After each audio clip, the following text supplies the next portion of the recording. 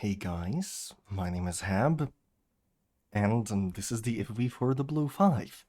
And if I sound tired, that's because I am. Now, don't adjust your radio or anything, I am actually here. it was a hard month. I didn't finish that month finished me. But regardless, I feel that I have some time to actually make a video, at least on something, just to make it quick to fill out the empty void that was there for quite a while. So here is the 4005. Now, a lot of people call it the shit barn, but I personally call it the clip barn, because it's a barn and it has a clip. I wouldn't say it's shit. I would say that this can be a fairly effective tank, because it has monstrous damage output, which is genuinely monstrous, but there are some significant disadvantages you should know. Now, don't mind all of these really low currency amounts and the fact that I don't have the tank entirely equipped. I was busy getting this thing operational. Regardless, the 4005 kind of has the same chassis as the Conway. It is essentially the same thing. If you check the Tank Museum's YouTube channel on this vehicle, you will find that it is not actually like a Centurion Mark III or something that the Conway was. This is a Centurion Mark X chassis. There is not really a big difference since this dozer blade and whatever this thing is on the back. But you should also know that this tank is, I would say, it is awfully team dependent and also rather map dependent. As this thing is very huge, it doesn't exactly have a great camouflage rating. Now, 58% is still okay. I mean, it's not gonna save you or anything, but it is a whole lot better than what the 183 would have. You can also see that the entire silhouette is absolutely out of proportions. For context, this is the 215B. And the 215B is way lower to the ground. This thing isn't. And as if that wasn't enough, the turret around the gun is not really even a turret. I would actually say that it's just more of a cover for the gun mechanism, because it has 14 millimeters of armor all around. Let's just say that any bounces you're going to get in the clip bun are going to be exceedingly rare. I have bounced over the, 30 battles that I have played in it twice. I have also not won a lot of battles, as you can see. That's besides the point. That's because I suck massive cock. But there are some genuine good points outside the relatively on-par mobility, relatively long clip reload, and inconsistent accuracy and bad turret armor. That is a lot of bad points, actually. But, as I have already mentioned, the damage output is absolutely incredible. Now, I would actually recommend that you run vents on this tank in self-calibrated shells if you are confident with where are you aiming. Because, let's be real, the amount of penetration that this gun has is going to be enough for every single vehicle that you're gonna fight in the game. Maybe not the Gran 1 turret, especially not with like the 370 APCR pen. The Gran 1 turret is still probably gonna be a little bit stronger, especially if he's from up above. Your high explosive pen is like perfectly fine, and your AP pen is actually pretty good at 280. What is the real party kicker here, though, is the damage. 460. 460 on one shell. And you have 3 of them. You have over 1300 in burst damage. Granted, you do have an interclip of 3 seconds, and the magazine reload time is not that great, but compared to such tanks as the Yo, the T-57, the AMX-50B, this is about on par. So the damage output is rather terrifying. But there are some disadvantages that you have to know with this.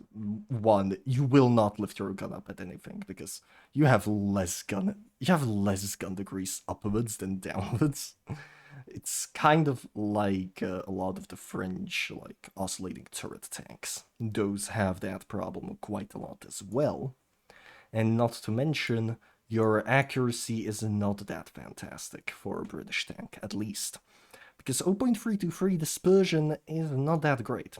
If I pull out the 215B, for example, that has 0.303, and I'm running that with the stabilizer and the calibrated shells because I'm a nerd.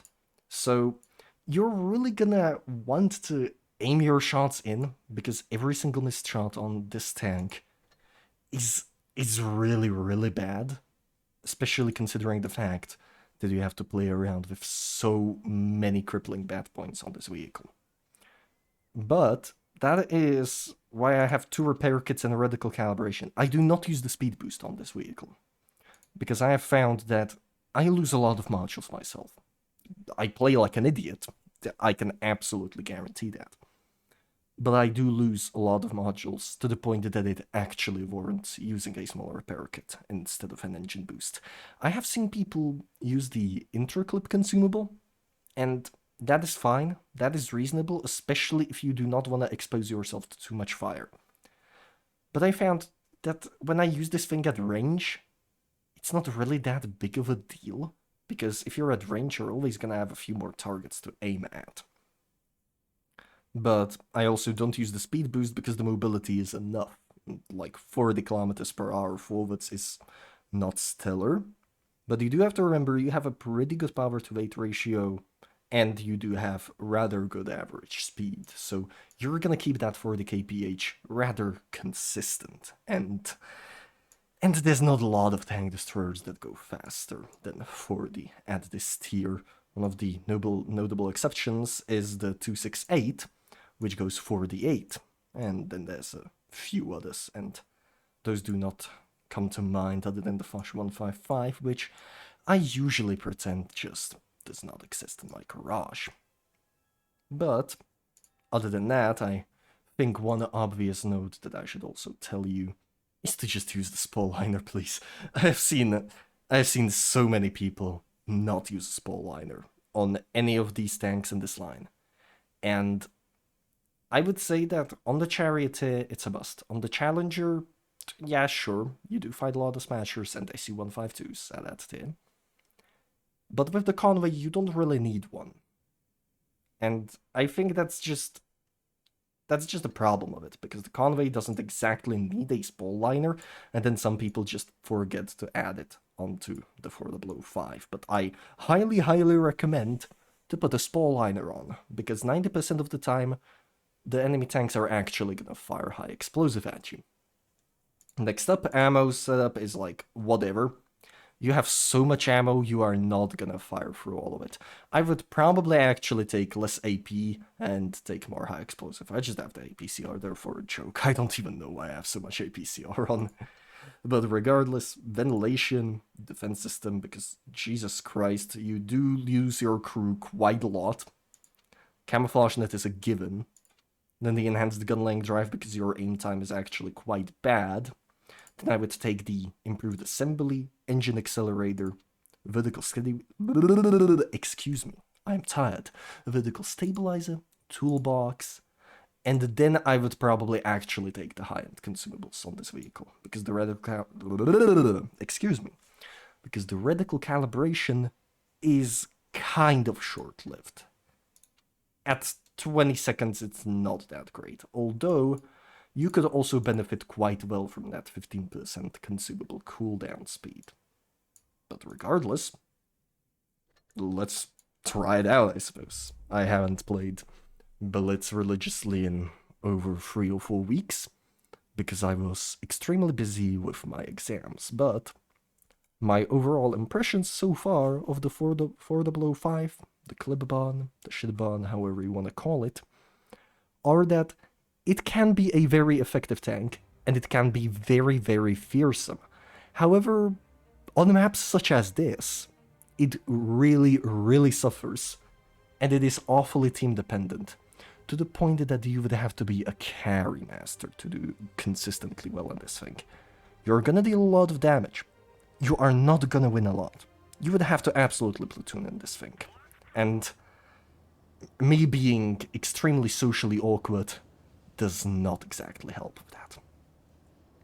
Anyways, it seems that most of our team is headed towards the right, so I am afraid that we're gonna have to follow them, because being more fragile than actual cardboard, we kind of don't have a choice.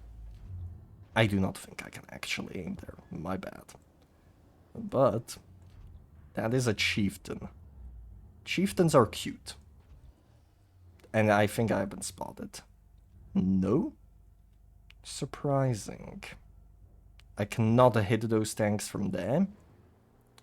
However, if the IS-4 decides to pull back a little bit more, just a bit, or even if the E5 decides to pull back, I do have potential shots on them. Except the IS-7 just ruined that.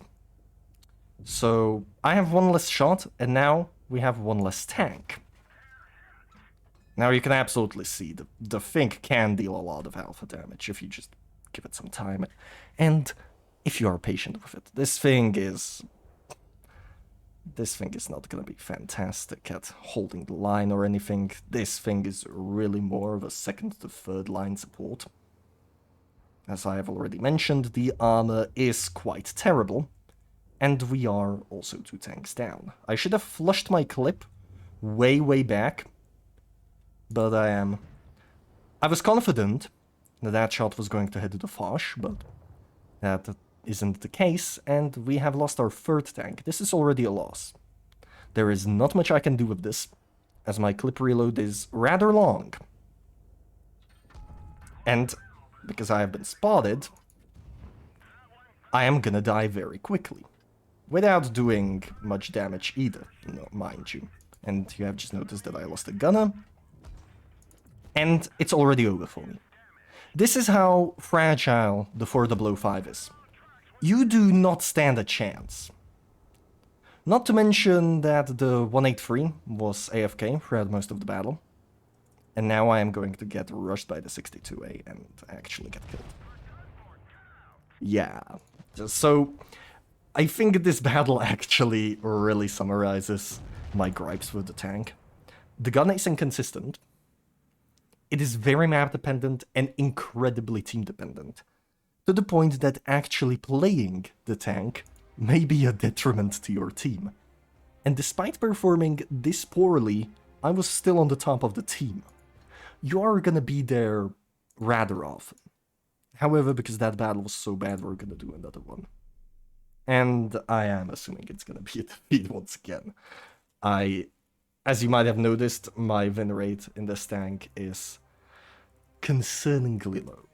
It is probably my least winning tier 10, and at the moment my most winning tier 10s are the IS-7, E5, and the Kronban, the KRV. Now, we got False Creek, which is an improvement, but it isn't a big one. Mainly due to the fact that we are still gonna have to expose ourselves pretty badly in order to get some reliable shots on enemy targets. You might have noticed the Yos.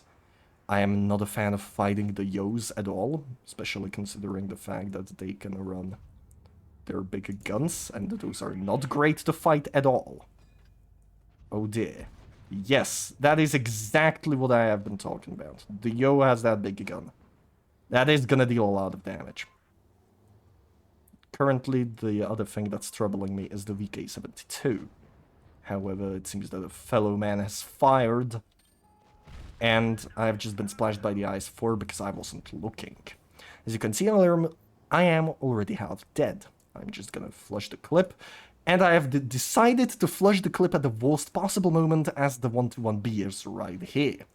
I'm gonna need the E100 to help me with this fellow, otherwise I am in a lot of trouble. So enable reticle calibration, and slap. That's one slap done.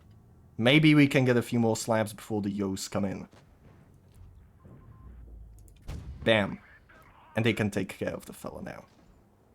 Or not, you know, you can just completely whiff your shots. The VK72 is here, not great, and I have just completely whiffed this shot, meaning that I am exposed once again.